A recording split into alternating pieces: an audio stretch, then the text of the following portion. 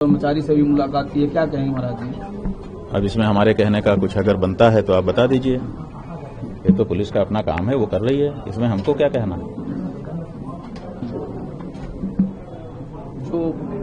जो आरोप लगाए जा रहे थे उन्हीं को वो बयान दर्ज करने हाँ, तो उसी की तो जांच कर रहे हैं। आरोप की ही जांच कर रहे हैं तो स्वाभाविक है कि वो जाएंगे ही, बात करेंगे ही। इसमें कुछ भी ऐसा नहीं है जिसमें हमको कुछ कहने की जरूरत है। महाराज जी, हम लोग पिछले 20 साल से हम लोग आ रहे हैं मठ, लेकिन ये पहली बार है कि वीडियो की टीम आई और इसकी जांच करके गई।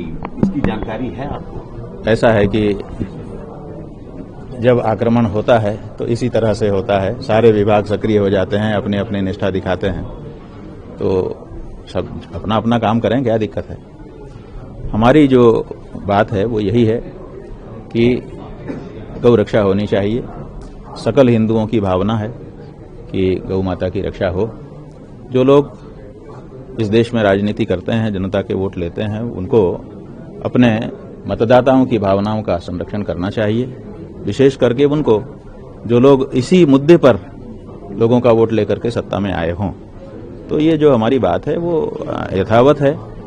उस बात को चुप कराने के लिए या धारा को मोड़ करके दूसरी दिशा देने के लिए आप जो भी प्रयास करें वो आपका तरीका हो सकता है, हमारा नहीं हो सकता है। महाराज जी, अब वहाँ के बाद अब यहाँ भी हो सकता है आपसे भी पूछताछ करने के लिए इधर तो हम तो कह रहे हैं भैया, वगैरह मिली है अभी तक कोई नोटिस नहीं मिली है। जब आएंगे तो हम उनसे बात करेंगे, क्या दिक्कत है। तो ये जो एफआईआर हुई उसके बाद से कुछ पुलिस ने आपसे संपर्क किया या कुछ उनकी टीम ने कुछ बात किया? ऐसा है कि अभी तक हमारे पास उनकी तरफ से कोई संपर्क नहीं किया गया है, ना कोई सूचना दी गई है, ना कोई नोटिस दिया गया है। ये कहा जा रहा है कि पुलिस ने उनका मेडिकल करवा लिया है, मेडिकल करवाने के बाद उनके बयान भी दर्ज हो गए हैं, और जो जानकारी मिल रही है कि बच्चों ने बयान वही जो एफआईआर में कहा गया है। ऐसा है कि आपकी अपनी जानकारी है, दुरुस्त ही होगी, हम कहाँ मना कर रहे हैं। सबसे बड़ी जो बात है वो ये है कि उन बच्चों से हमारा क्या कनेक्शन है। जो बच्चे कभी हमारे सामने नहीं आए, जो हमारे संस्था में कभी भी प्रविष्ट नहीं हुए, उन बच्चों का आप 1000 मेडिकल टेस्ट करा लीजिए, हमसे उसका क्या कनेक्शन है वो आपको सिद्ध करना है। उसके बारे में चर्चा बता रहे हैं। माघ मेले में भी बच्चे आए थे, 1 साल पहले भी कुंभ में आए थे। इतनी पुरानी बातें निकाल रहे हैं, क्या उस समय शिकायत नहीं करनी चाहिए थी, जैसे जो पुराना मामला बता रहे हैं? अब बात यह है कि सब प्रश्न ही हैं, बहुत सारे प्रश्न हैं। बहुत सारे प्रश्न ऐसे हैं जिनको अभी हम लोग कह भी नहीं सकते, क्योंकि मामला मुकदमा विचाराधीन है, सब बातें कह भी नहीं सकते हैं। लेकिन बहुत सारे प्रश्न हैं जो खड़े हुए हैं और उन सबका तो विचार करना ही पड़ेगा। अच्छा, ये जो अभी जो एफआईआर होगी उसके खिलाफ कुछ आप लोगों की कोर्ट जाने की तैयारी है आपकी? हमने बताया था कि हमारे अधिवक्तागण काम कर रहे हैं। एक चित्र इस समय लोग हमको भेज रहे हैं जगह जगह से, ये देख लीजिए। ये कौन है महाराज जी? कौन है साथ में? ये देख लीजिए, थोड़ा बता इसके बारे में जरा बताइए। आप लोग देख लीजिए।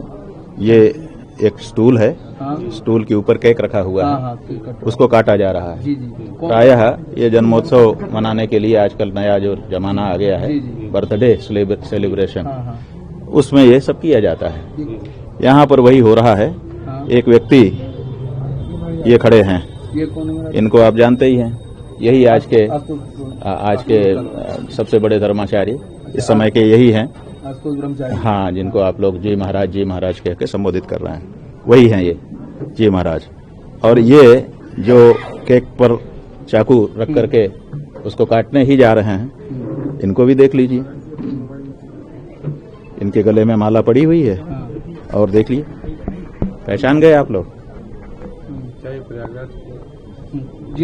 पुलिस अफसर हैं क्या? ठीक है, थोड़ा जैसे संभल वाले हैं क्या? हम लोग भी पहचान। अजय पाल सिंह जी, आप इनका नाम है अजय पाल सिंह जी। इस समय यही मुखिया हैं जिनके अंडर में ये जांच का कार्य चल रहा है। तो लोग हमारे पास ये फोटो भेज रहे हैं कि देखिए, जब जी महाराज के साथ, तथा कथित जी महाराज के साथ सेलिब्रेशन जो कर रहा है अधिकारी, वो आपकी जांच कर रहा है महाराज जी। ये बात लोग हमको फोटो भेज करके बता रहे हैं, तो आप देख लीजिए। तो क्या आपको लगता है कि ये जांच पे सवाल खड़े कर रहे हैं कि जांच पुलिस की अधिकारी भूमिका इतने पर बड़े आपको पुलिस- शक है? माने अब हम जो जनता कह रही है आपके सामने रख दे रहे हैं, बाकी तो निष्कर्ष तो आप लोग निकाल ही ले रहे हैं। कुछ लोग लिख दे रहे हैं कि थंबनेल लगा दे रहे हैं कि कबूला जुर्म। अब उसके में हम क्या कर सकते हैं? तो महाराज जी, तो आप लोग क्या निष्कर्ष निकालेंगे, क्या जनता के सामने परोसेंगे, ये तो आप लोगों के ऊपर है। तस्वीर आप दिखा रहे हैं तो क्या माना जाए कि क्या माना जाए? से लेकर ये मुकदमे क्या माना जाए? ये अधिकारी है क्या महाराज? एक हिस्ट्री सीटर के साथ एक पुलिस का बड़ा अधिकारी मिल करके सेलिब्रेशन कर रहा है। ये अपराधी और पुलिस का जो गठजोड़ है, ये चित्र बखूबी इस बात को कह रहा है। और उत्तर प्रदेश में ये सब हो रहा है। 21-22 मुकदमे दर्ज होने के बाद भी केक काट रहे हैं। हाँ, क्या तो कहेंगे इस पे? आप देख लीजिए। इस पे हम कुछ हम आपकी हम टिप्पणी? हम क्या कहेंगे? अब इसमें चित्र ही जो कुछ कहना कह रहा है। तो महाराज जी ये चूंकि जिन पुलिस अधिकारी की आप ये देखिए, थोड़ा बड़ा करके इन्होंने ला दिया, पकड़ लीजिए। जिनकी तस्वीर आप दिखा रहे हैं जयपाल शर्मा जी की, ये इसका मतलब कुंभ में भी पिछले साल थे, तो आप ये क्या मान रहे हैं कि कुंभ में जो घटना हुई और अब जो FIR हुई सब कुछ प्री प्लान है? आपको लगता है सब योजनाबद्ध है। देखिए, हम बात बता रहे हैं ना कि 18 तारीख को सवेरे हाँ, हाँ। संगम के नोच पर हमको रोका गया। उसके बाद फिर जो कुछ तांडव करना था किया गया।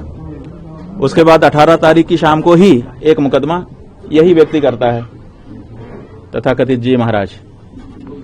और वो कहता है कि हम रास्ते से जा रहे थे अपनी यात्रा लेकर के, हमारे जो शिष्य हैं, प्रमुख शिष्य मुकुंदानंद जी, वो आए और उन्होंने हमको पटक दिया और पटक करके हमारा गला दबा रहे थे, माने मारना ही चाहते थे।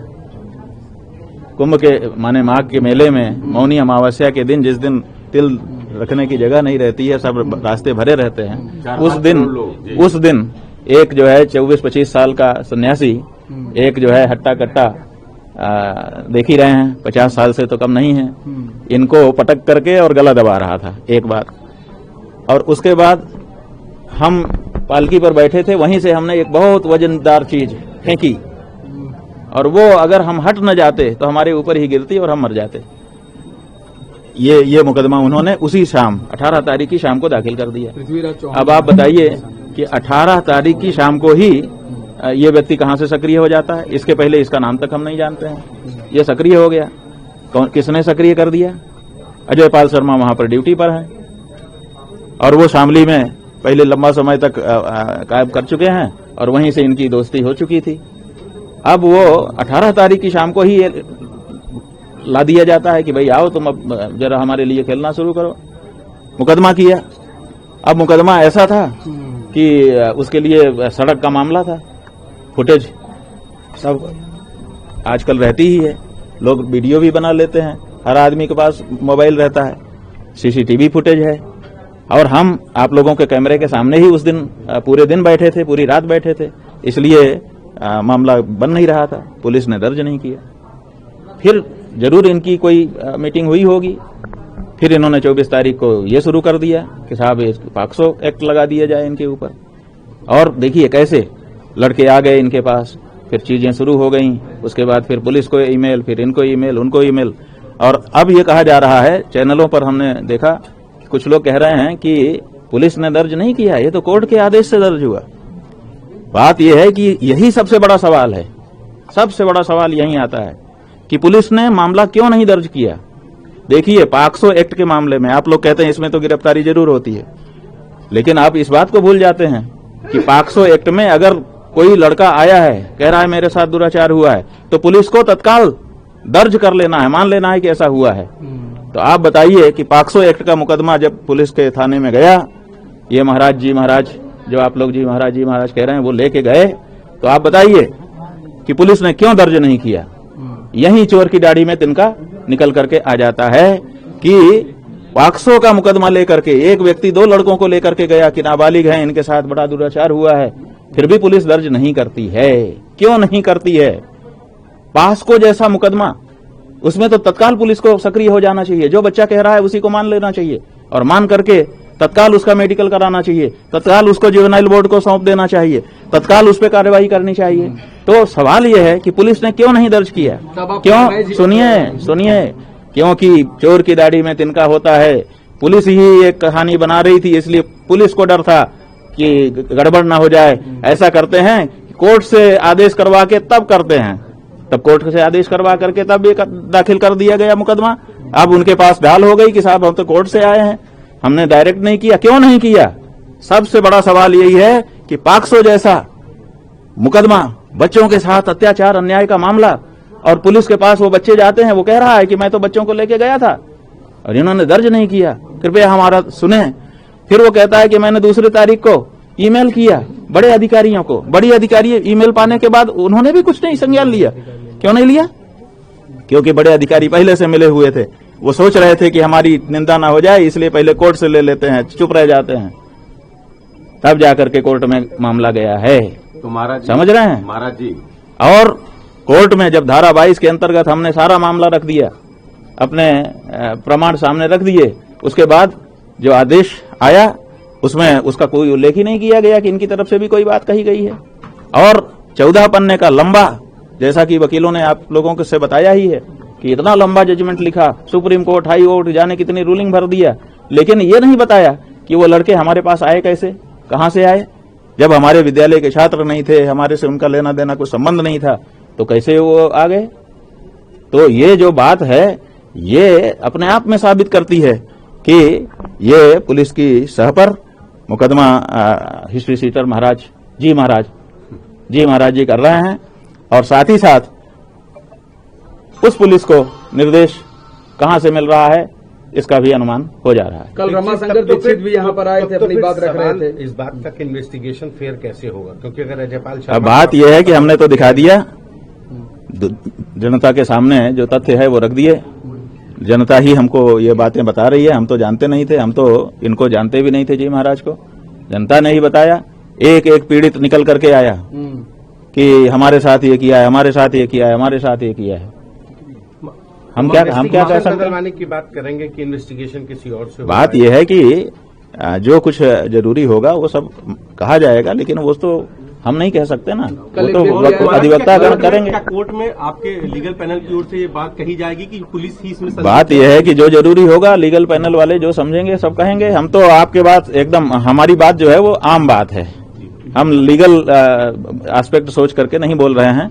जो तथ्य एक आम आदमी के मस्तिष्क में आते हैं वो हमारे भी आ रहे हैं, आपके भी आ रहे हैं, और सुनने समझने वालों के भी आ रहे हैं, तो वही बात हम कह रहे हैं। कल एक व्यक्ति आया था, वो भी कहा कि हमको प्रलोभन दिया गया था। आप देखिए ना, वो व्यक्ति आया और कितना डरा हुआ था, उसको धमका रहे हैं कि देख लेना, फिर जी लेना।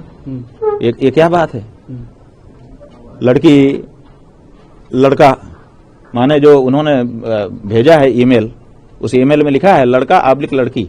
इसका मतलब कि वो पहले से प्लान किए हुए हैं कि एक लड़का का और एक लड़की का इसमें हम करवाएंगे।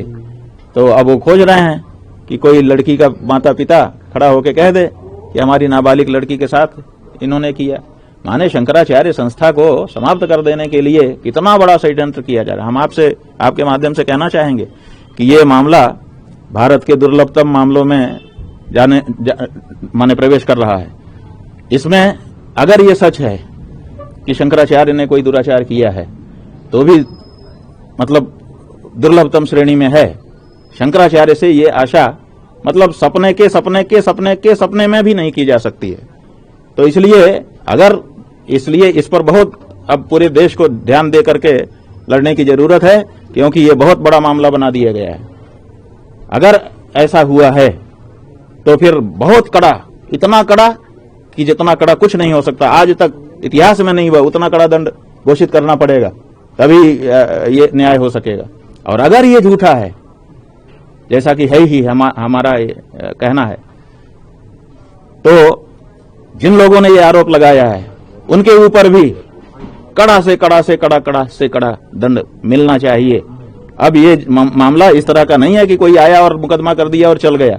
अब ये मामला पूरे देश का मामला है और पूरे समाज का मामला है, और इस मामले को बड़ी गहराई के साथ ट्रीट किया जाना चाहिए और विलंब किए बिना दूध का दूध और पानी का पानी होना चाहिए। प्रधानमंत्री राष्ट्रपति से कुछ महाराज जी कहना चाहेंगे? भाई, प्रधानमंत्री राष्ट्रपति, उनसे हम कहें, क्या उनका देश नहीं है?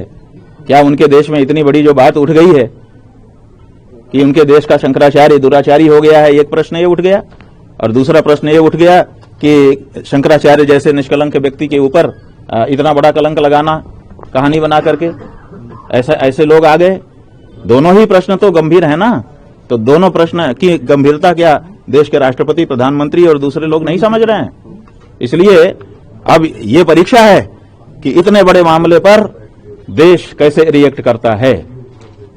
जी, बहुत बड़ा मामला है, कोई छोटा मामला नहीं है। महाराज जी, 18 जनवरी को आपने मौनी अमावस्या के दिन अधिकारियों को आपने एक तरीके से उनको वार्निंग देते हुए कहा था कि ये मेला प्रशासन के लोगों ने मिलकर कराया है, जब आपको स्नान नहीं करने दिया गया। भाई हम जो देख रहे थे वही कहा था हमने। क्या उसी दिन से आपके खिलाफ स्क्रिप्टिंग शुरू हुई और उसमें अजय पाल शर्मा की भूमिका महत्वपूर्ण थी? भाई हम तो बता रहे हैं 18 तारीख को सुबह, 18 के पहले कहीं कुछ था?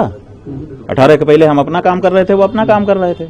18 के बाद से ही तो शाम को ये व्यक्ति उदित हुआ और इसने पहला मुकदमा दर्ज कराया।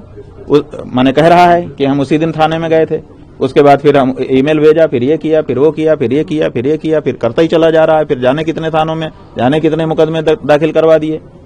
तो ये 18 से ही तो शुरू हुआ है।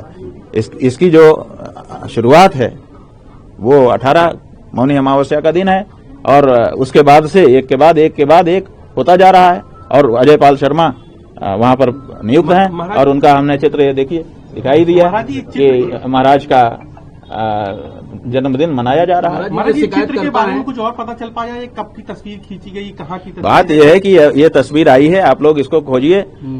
हमको तो जनता भेज रही है, ये तस्वीर जनता के द्वारा हमारे पास आई है कि ये देखिए महाराज। इनसे आप, जनता जो भेज रही है उसका ये कहना है कि इनसे आप क्या जांच की उम्मीद रखेंगे, क्योंकि ये तो उनके साथ मिलकर के सेलिब्रेशन कर रहे हैं। लगभग 2 दर्जन मामले महाराज जी शिकायतकर्ता के ऊपर हैं। क्या इनकी भी भूमिका को अजय पाल शर्मा या वहाँ की? अब बात यह है कि हम बहुत ज्यादा नहीं कहेंगे, हम केवल चित्र आपके सामने रख रहे हैं। ये चित्र जो कुछ कहता हो आप पढ़ लीजिए, इससे ज्यादा हम क्या कहें। अपनी तरफ से शब्द हम नहीं मिलाना चाहते हैं, क्योंकि कभी कभी चित्र बहुत कुछ कहता है।